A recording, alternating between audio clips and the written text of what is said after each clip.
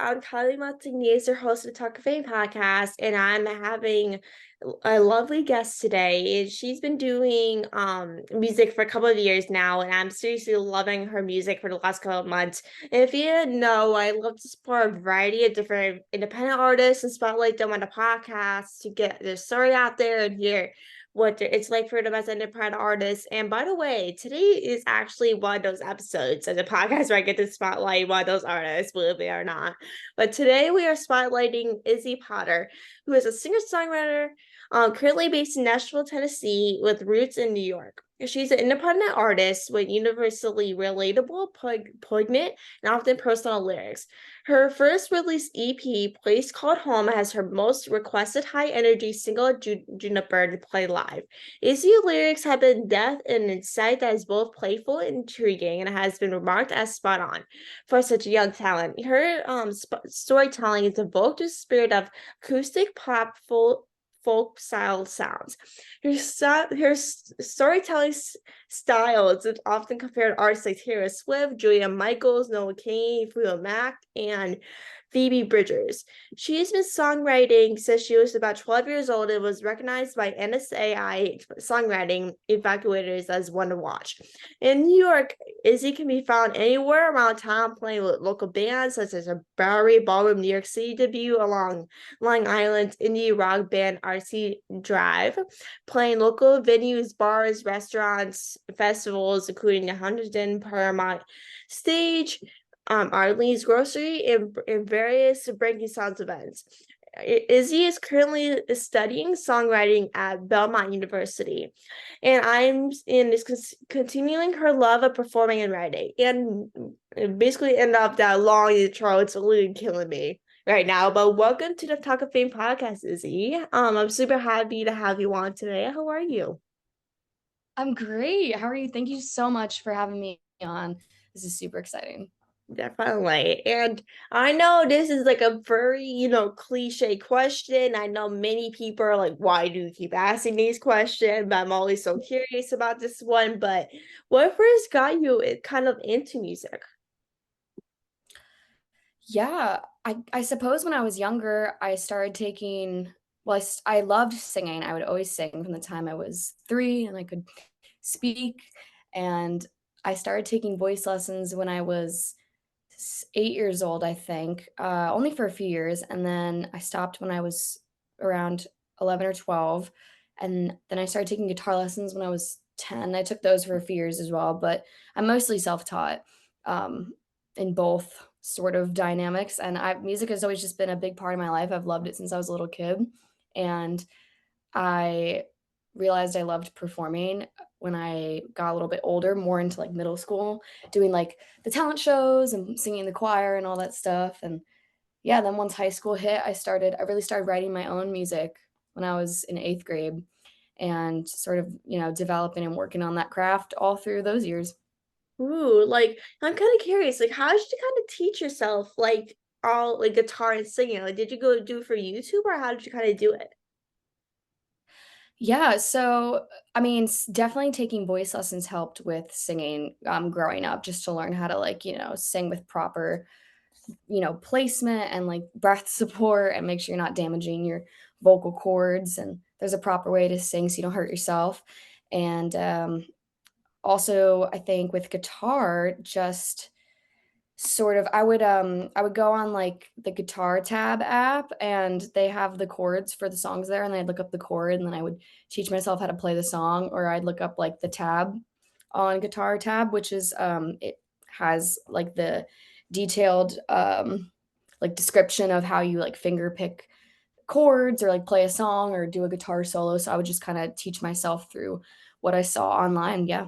Ooh, like it's crazy to kind of think how much social media plays an evolving role in social media and like songwriters and everything. Like you said, like top if it wasn't for like those apps and also like taking lessons and stuff, it really makes a songwriter's life so much easier than anything because like years ago, like we didn't have social media. Like social media really wasn't a thing. And if it was like today's generation, if we did have social media, like we wouldn't have self-taught ourselves. Like if it wasn't for other like videos or something, I'll be like, I'll be the absolute worst person in the world to come into like the podcasting world not knowing what's going on.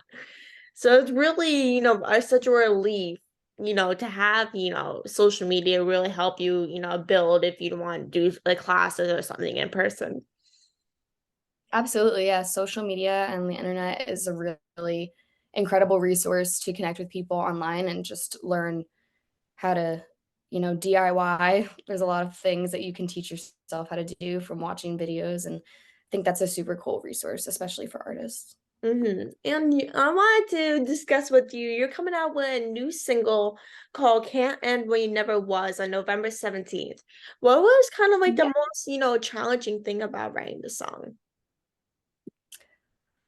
Oh, that's such a great question. I'm so excited for this single. It comes out in 2 days, well, 3 days. Comes out here in Tennessee at 11 p.m. Central Time. But, anyways, the most difficult thing about writing it was definitely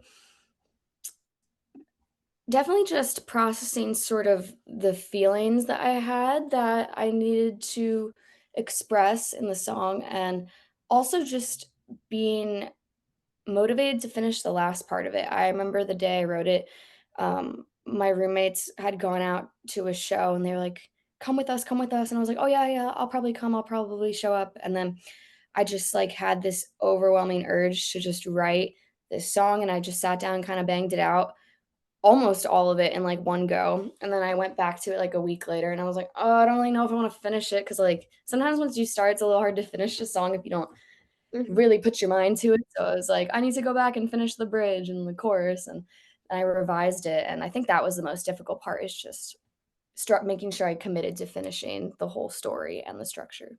Like that's something that I really struggle with as well. Is that like if even if I want to do this thing at the moment, I might not want to go back to it weeks from now or days from now because I'm like the person that's like, okay, well, I want to do this right now, but then I'm like, I don't have the motivation to do this so and so later. Like I just sometimes I'm just a very lazy person to like, why do I have to finish this? This is so pointless. I'm sure it's the same for you as well. It's not like you just start something that you just become obsessed with, then you're just like, I don't give a one damn about it now, like days later. I definitely used to be a bit more like that, in terms of committing to finishing things like music that I started. But I think now as I've gotten older, it's become easier for me to just tell a whole story. I wrote this song about a year ago at this time. So in just a year, I've experienced, I think, a lot of growth. And so when I start a project, I'm finishing it, I'm making sure that it's exactly how I feel and what I want to say. Definitely. Like it's amazing to see how much you really grown here. Because like last year, well, now specifically, I'm just become lazy to do anything. Like whether it's like finishing, editing or doing schoolwork, or something I need to do. But then it's like you said, it really takes growth to really see how much I grow, as I said last year, writing something or editing something. It really sees how much you really grow in a matter of a year. Like really just, becoming very lazy to really do something that you really have to do. Like, okay, I want to release a song, for example. Like, how am I supposed to release a song if I do not have the motivation to finish it? Like, is the question for me.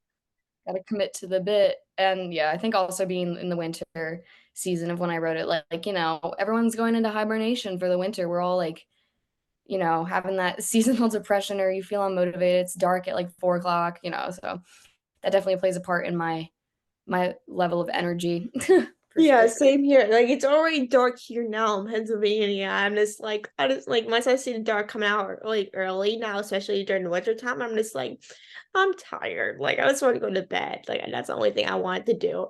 But like I what know is I completely.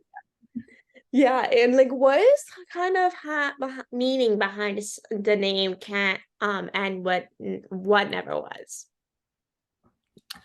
Meaning behind it? Well, yeah, that's a great question. I So basically, this song is about dealing with the feelings and the aftermath of the end of a undefined sort of relationship, or AKA what people dub the situationship, that happens a lot in college, and I found myself in one of those situations where I had this relationship with someone and we weren't just friends, but we weren't dating. And it was like we didn't really say what was happening, but it was clear that it wasn't nothing. So that kind of was where the title came from. Because after we went our separate ways, I was kind of just left with like, well, I can't say that like we ended because we never even got started. Like, you can't end what never was because it essentially never was official. So that's kind of where I got the title. It was like, how do I explain you? That's what one of the lyrics is.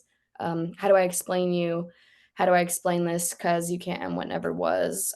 Sort of trying to figure out how you're supposed to define who that person was in your life. It's a long Ooh. explanation. It's all good. Like that seems like awesome. And that is something like I'm literally trying to figure out in my life as well. So that's definitely a song for me. Like if anyone is dealing with that, that's listening to this episode, let's check this song out. You definitely need it. There's situationship issues. Go Yeah, stream. situation issues. Like I don't know how to define situation issues, but I just say if people never been through it, from my from experience, it's hardcore rough. Like it's rough. But like how do you kind of, manage to promote your work and write songs as an independent artist? Definitely the biggest platforms for promotion for me have been through Instagram and TikTok. Social media apps really is like the biggest way to get your music and your name out there, and also just playing shows locally, like here in Nashville, or going to writers' rounds and events and meeting people and playing my stuff. And or if I'm back in New York, like playing my stuff when I'm gigging or hopefully doing some shows. I've done a lot of shows, which I'm excited to do back home. That kind of stuff to help spread the word and promote has been pretty beneficial so far. Definitely. Like, what has, been like the most like memorable, gigs they played, whether it's like down there in Nashville or like back home where you're from in New York? Ooh, like the most memorable show. Hmm. Probably, definitely, not probably, definitely. There's two that come to mind. The number one was definitely I opened for a band called Arcy Drive. They're from my hometown, Northport, Long Island, and yeah, I've known them for a little while, and they have a band, obviously, and they started, blowing up on social media and all that stuff, and they're going on tour, and I got the amazing opportunity to open for them at a sold out show. It's like 600 people at Bowery Ballroom in New York City in March of 2023. And that was just the most incredible show. It was the biggest crowd I've ever played for. The energy was amazing. Everyone was so kind. The band, like, those guys are awesome. It was just, the sound was amazing because it was like a venue with really high budget sound or high quality sound, I mean. And yeah, it was just a really amazing experience. And then I headlined at the End in Nashville in September. Played with artist Anna Grace Odom and Beeler, really cool indie folk pop artists, and it was just a great show. So much fun. My name was on like the marquee, which I was like freaking out about. I was like, I've never seen that before, and it was really, really special. So those are like the two like really monumental moments that have stuck in my mind. Ooh, I'm literally so jealous. That's literally so cool. But like, what are some things you kind of wish, looking back when you first started, like kind of singing, songwriting and stuff, what would you kind of have done differently back when you started out? Yeah, what I've done differently. I no one's ever asked me this question before. I really like it. I have not really many regrets when it comes to music because I try to see like every song that I've put out over the years as like who I was at the time and as like a representation of like my age during that time. Like the music I made at 16 is not what I'm making now at 19, which is not what I'm going to make when I'm 25 and I'm 30 and 40 and so on. You're going to change, but I don't regret it, but I would have probably not put out an entire EP in high school. I didn't have the platform where people were listening to my music really, and not that you need that to put out music, you don't need that at all, but, it wasn't a cheap endeavor, and I think I could have waited until the time was more right, but nonetheless, I still love those songs. Juniper and Place Called Home were on that EP, and those are 2 of my favorite songs. Um, I wrote Place Called Home when I was in 8th grade and Juniper when I was, like, a sophomore in high school, so they're, like, just little time capsules of who I was at those ages, and I Yeah. would have released those, but I don't know about the other ones. Yeah, like even if like you release them in high school, and like I know with a lot of people they do music like when they're in high school, and then they look back and like when they release it and they're like, let's just say in their mid-20s at like graduate college, they're like, why the heck did I post those in high school or middle school? Like it's so embarrassing. Why did I make those? They're so bad. But I feel like even if you release those, even if you don't have like a big platform, it can also really just boost your like platform in a way, releasing those songs. Even with Spotify, Apple Podcasts, and TikTok, it can really just help promote your brand. Even if you're just a small independent artist, barely have anyone listening, like it's really a big tool with social media to really promote those, even if you don't have a big following. That's what TikTok is for, like just promoting those Absolutely. songs. Like if it wasn't for TikTok, like during the pandemic, you wouldn't have, artists and the people in entertainment wouldn't have been, I don't know how to describe it, like been, I don't want to say as big, but it really just helped gain their platforms in a way.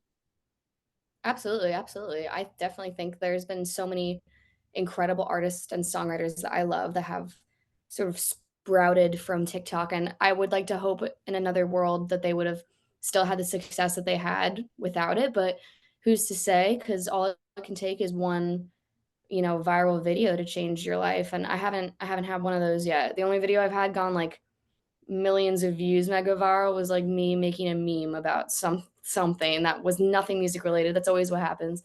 But yeah, definitely social media is a big tool, and I'll just keep making music and grateful for anyone who listens. And I've had immense amount of support. So I might be small, but I'm mighty and I'm ready to go, and I'm excited for the future. Definitely. And like, do you ever think like you would sign with a label, or do you kind of like being an independent artist?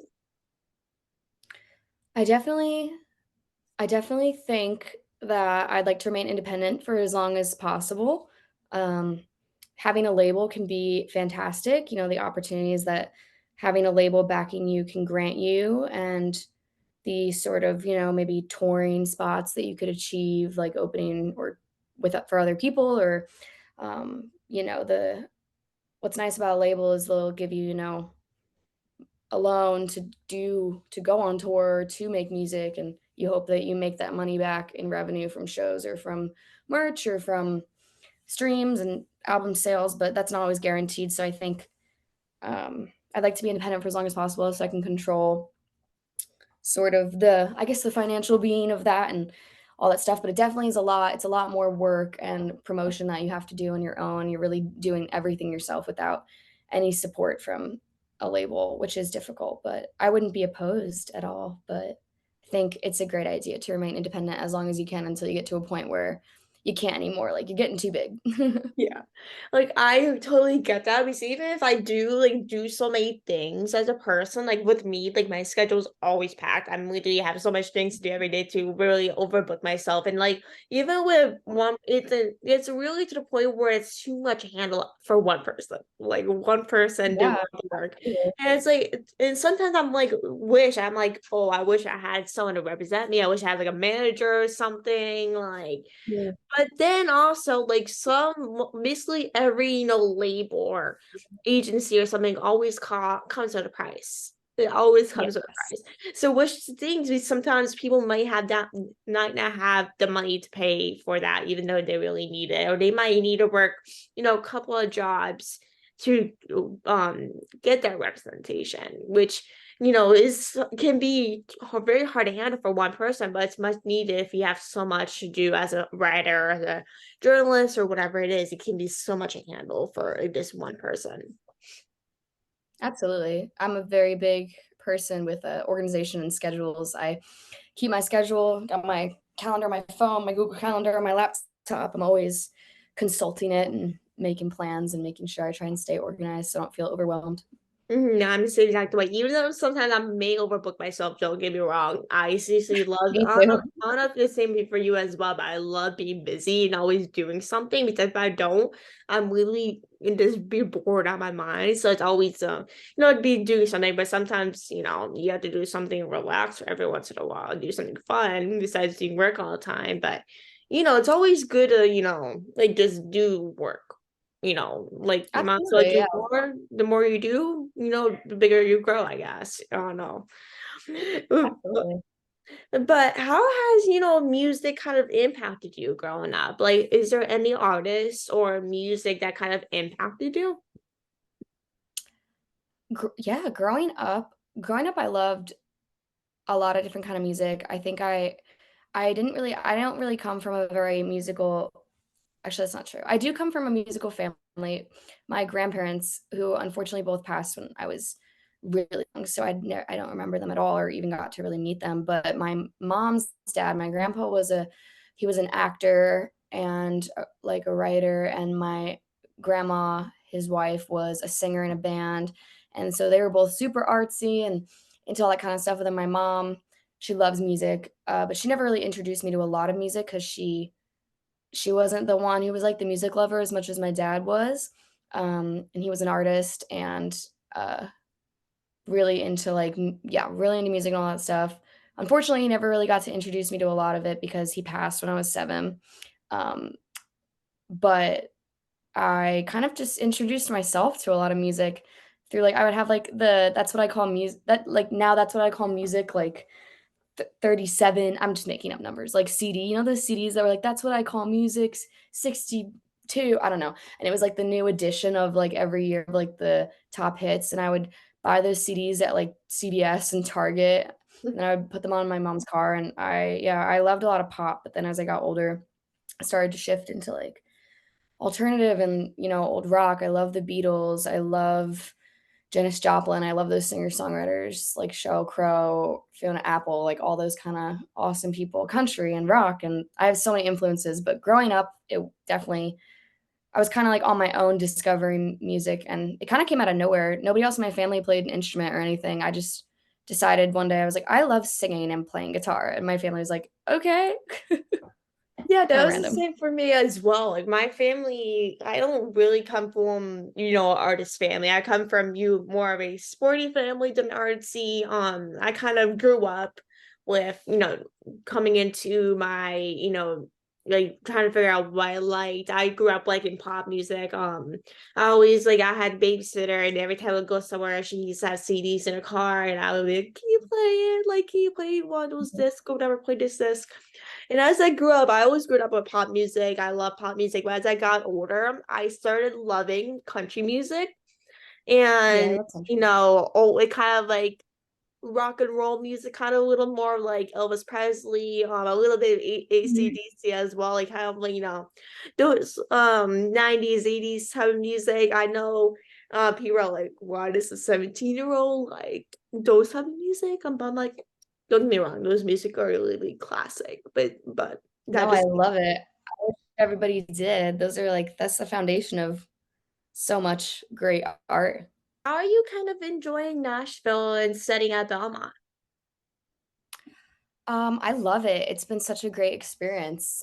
The people that I've met here have been absolutely incredible, and everybody is so talented, and it's just really cool to be surrounded by people that make great music and being able to meet with them and write with them. And I've made some incredible friends and met my boyfriend here, and yeah, it's been a really incredible experience, and I'm grateful to be here. Oh, I love it because I'm looking at Belmont for college, so I'm definitely love to hear people's experiences at Belmont because I love Tennessee. So I'm like I have to hear and see what you think of it. Yeah, I love Belmont. I think Belmont's great. There are things that people love and people don't like, and I could go into a whole separate interview about just that, but, um, it's great. It's a great school. And if someone was visiting Nashville, it is looking for something to do, like what would you recommend? Oh, that's a good question. I definitely would recommend seeing a show at I mean, if there's an artist you like that's in town, definitely finding out where they're at. There's a lot of amazing venues or even just local art like artists just playing. If you go to any venue, the End, the East Room, the Cobra, the Ryman, like any given day of the week, there's always someone performing. Though I don't frequent there often myself, like I feel like you have to go to Broadway. It's kind of just like a tourist rite of passage. I don't know. Stop on the Broadway strip. It's a lot of stuff going on there. Kind of reminds me of New York City anyway, because it's just Yeah. bars and drunk people and lots of music though. And the music is great. Like the people singing and the instrumentalists are very talented people and they work hard. And check out like some local coffee shops, Portland Brew, Frothy Monkey are two of my favorites. Um, Eat a Biscuit, Nashville Hot Chicken, all Ooh, that kind of stuff. Visit the Parthenon replica in Centennial Park. There's a lot of really cool stuff to see for sure, and lots of tourist things to do, lots of museums and other stuff like that if you're visiting. I'll have to definitely check those out when I'm in Nashville at some point. Those sound so good. But like, how do you typically find inspiration to write songs? Ooh, I definitely find inspiration in everyday life. I mean, I feel like when I was younger, I wrote a lot from my own experiences, and a lot of those songs were sort of centered around romance, whether that was heartbreak or like excitement of a new relationship. But as I've gotten older, I still, of course, write about those things.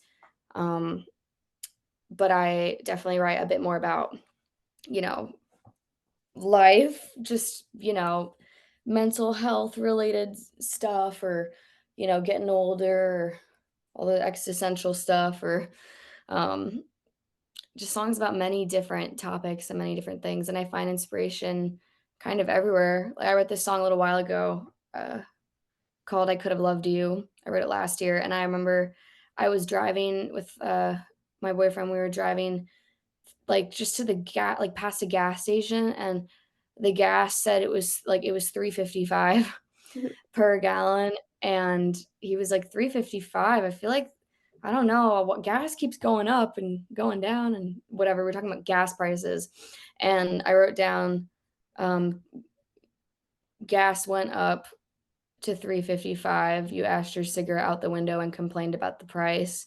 That song isn't, like, about him, but just him saying that, and, like, that just was inspiration that I made up this whole song. So, Ooh, anything. crazy. And the last thing I wanted to ask you before we head off is like, do you have any upcoming music that's coming out besides the 17th like this like 17th music and everything? Yeah, well, so far just November 17th, can whenever was comes out, at midnight Eastern, and so if it's in your time zone, earlier than that, give me a shout, let me know how you like it, how you feel about it. Um, I'm working on recording a song after that, ideally to release in late January. Some more details on that coming in the future. But yeah, just kind of trying to release every few months here and there and put out music that I really care about and is intentional. And I feel like I used to like write a song and be like, oh my God, this is like the best song I've ever written. And then I would like instantly want to record it. And now I feel like I want to write songs and let them settle for a bit and see how I feel, see how other people enjoy them, and then decide what's, you know, worthy to me of like being shared with the world and being more intentional about that. And yeah, just working on writing and stuff like that, playing Yeah, shows. definitely. And where can people before we head off, like where can people find you on social media if they want to connect with you? Yeah, totally don't hesitate to reach out. I talk all the time, talk way too much. You can find me anywhere at Izzy, Izzy, Potter, Potter, just like the wizard. Get that all the time. Music. So Izzy Potter Music is my handle on all platforms: Facebook, TikTok, Instagram. You can find me there. And Izzy Amazing. Potter on streaming platforms. Perfect. Everyone go check her out. Like she and her music is absolutely amazing. I know that's a word I say, a lot. That's probably one of my favorite words, don't get me wrong, at this point. But thank you everyone for listening to this episode. Thank you. Everyone stays tuned for the next episode, whenever that may be. Who knows like when that's gonna release.